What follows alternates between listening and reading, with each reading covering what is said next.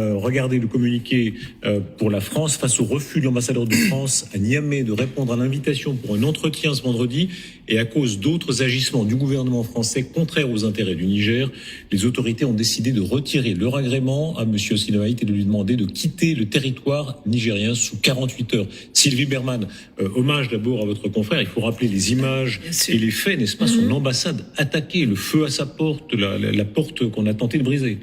Oui, non, c'est une situation extrêmement difficile pour l'ambassadeur. Je pense que le Quai d'Orsay a déjà réagi en disant qu'il n'appartenait pas aux Nigériens, en tout cas pas à la junte, de demander le retrait d'un ambassadeur. Donc pour le moment, en tout cas, on a une position ferme. Que peut faire la France ? C'est difficile. Hein. On n'est pas aujourd'hui en position de force au Niger. On voit ici, n'est-ce pas, une aggravation extrême parce que voilà, ça c'est l'ambassade, n'est-ce pas? Il est là dans cette ambassade avec quoi? Il y a eu un peu de personnel de l'ambassade autour de lui et il y a la base avec les Français. Je crois qu'il y a 1500 Français au total. 1500 Français. Voilà, la base qui est française, qui est sur l'aéroport de Niamey. Que peut faire la France? À mon avis, l'ambassadeur, je parle sous le contrôle de Madame l'ambassadeur.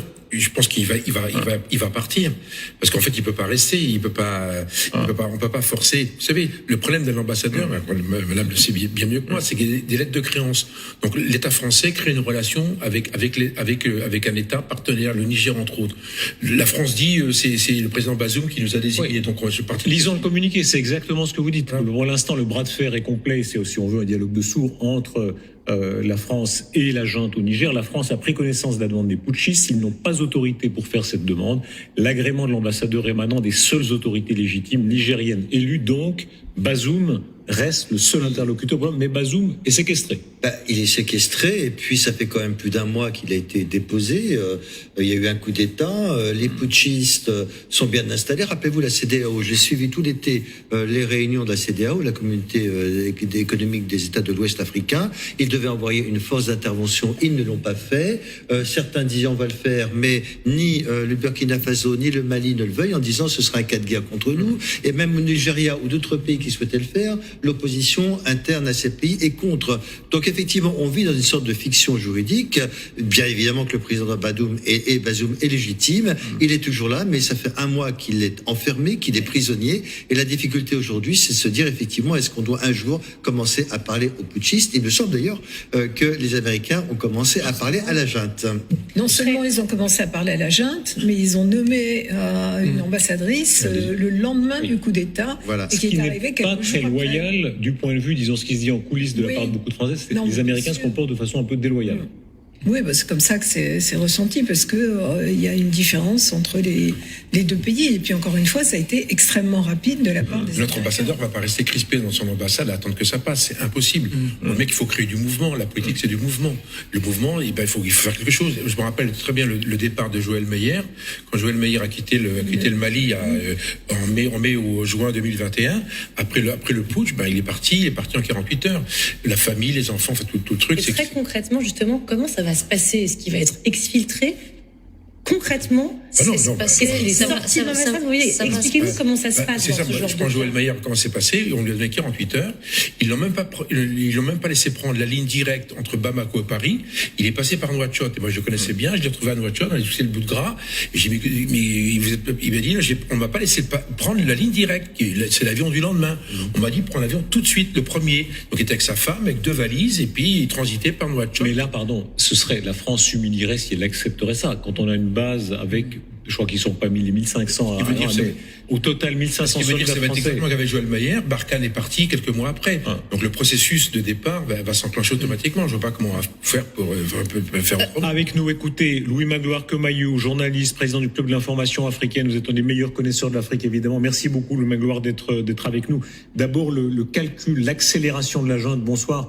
Pourquoi la junte, tout à coup, profère des menaces aussi rapides? Là, elle parle maintenant de 48 heures. Elle veut chasser l'ambassadeur de France à Niamey. Je crois que nous sommes entrés dans un cycle où la peur a presque changé de camp.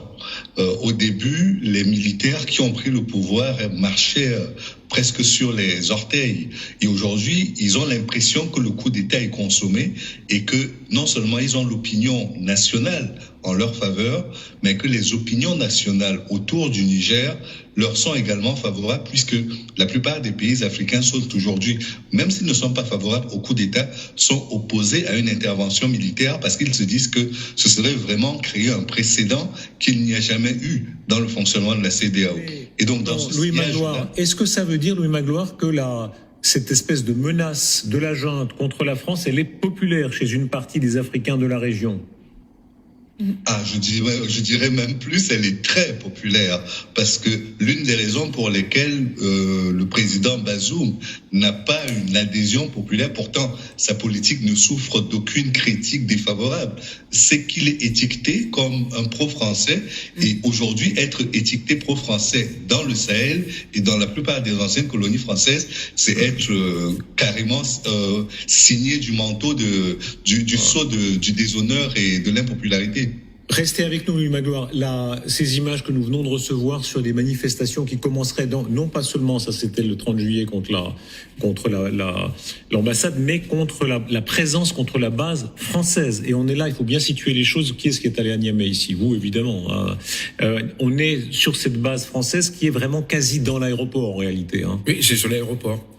Ils sont tous là d'ailleurs. C'est pour ça que l'opération de la CEDEAO était envisageable dès lors que la France, entre guillemets, tenait l'aéroport. Donc il y avait une possibilité. Bon, elle n'a pas été jouée pour toute une série de raisons, politiques entre autres. Mais évidemment, les Français sont sur cette base. Avec évidemment, ça y est, ça sort. Les drapeaux pro-russes et les images de Poutine. Alors à quel point c'est payé, manipulé? Voilà, tout est prêt. Je pense qu'il y a une opération qui monte en puissance depuis un mois. Et les Russes font tout ce qu'ils font. Les drapeaux sont prêts. Il y a tout un système. Probablement que les gens de Wagner sont déjà implantés dans le système.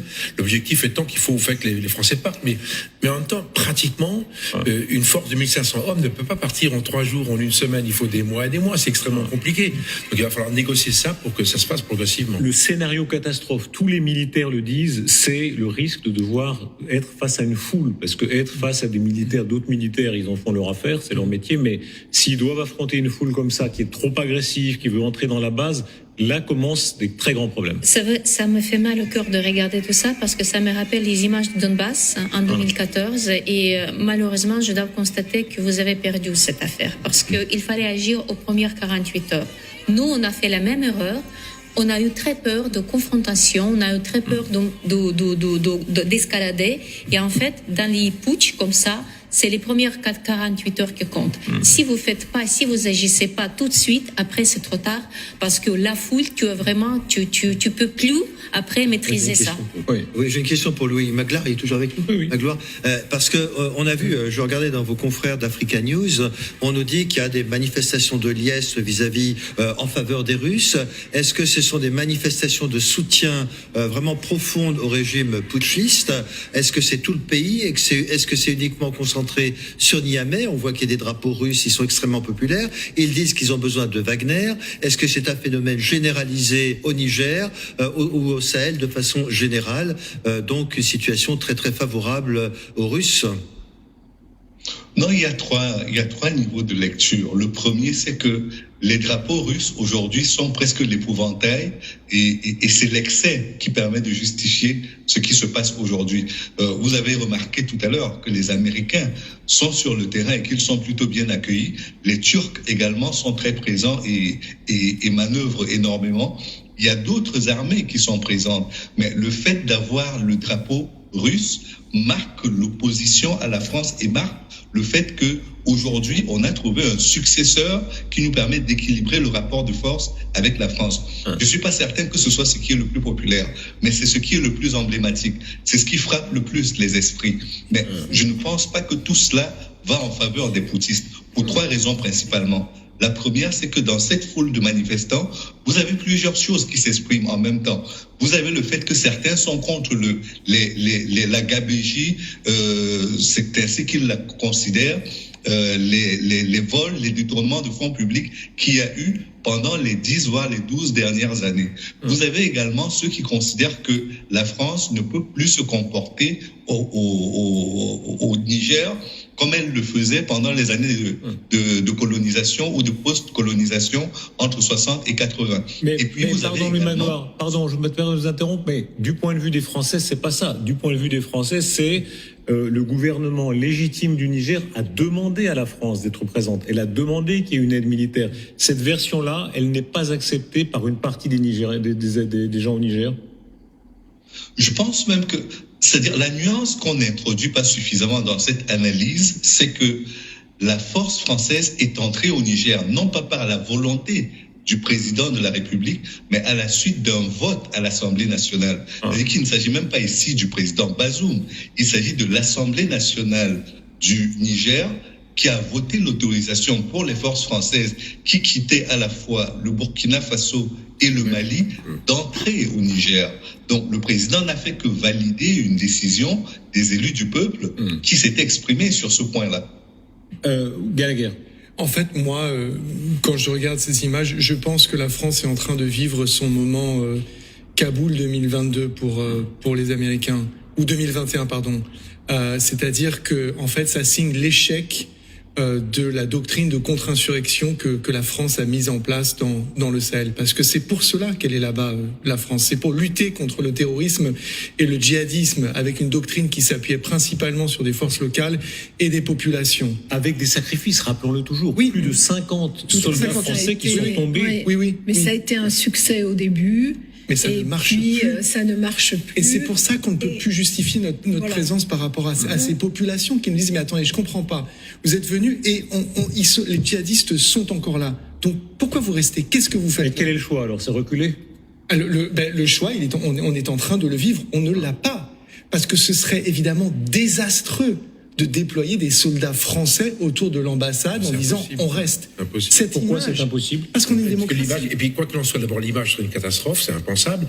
Et deux, et Gallagher a parfaitement raison, le problème c'est qu'on est entré dans un cycle depuis plusieurs années, si vous voulez, un cycle de désamour entre l'Afrique et nous. Parce qu'au-delà de la lutte contre le djihadisme, le Niger, comme d'autres pays, c'était entre guillemets nos anciennes colonies, les gens parlent français, il y a des relations anciennes, il y a une coopération extrêmement importante. Dans le cadre de la francophonie a été fondée à Niamey. Et bien sûr. C'était vraiment cruel de le rappeler. Et donc, au-delà de l'aspect lutte contre le terrorisme, il y a vraiment une relation, je dirais, fraternelle, amicale, et qui date de temps relativement anciens. Donc le problème, c'est très difficile de couper le cordon. Et les Français pensent intimement qu'ils avaient raison. Le problème, on a oublié une phrase fondamentale, qui est l'empreinte minimum, le light footprint américain. Et on était trop présents, et on n'a pas senti, en fait, qu'il y avait une demande de souveraineté majeure.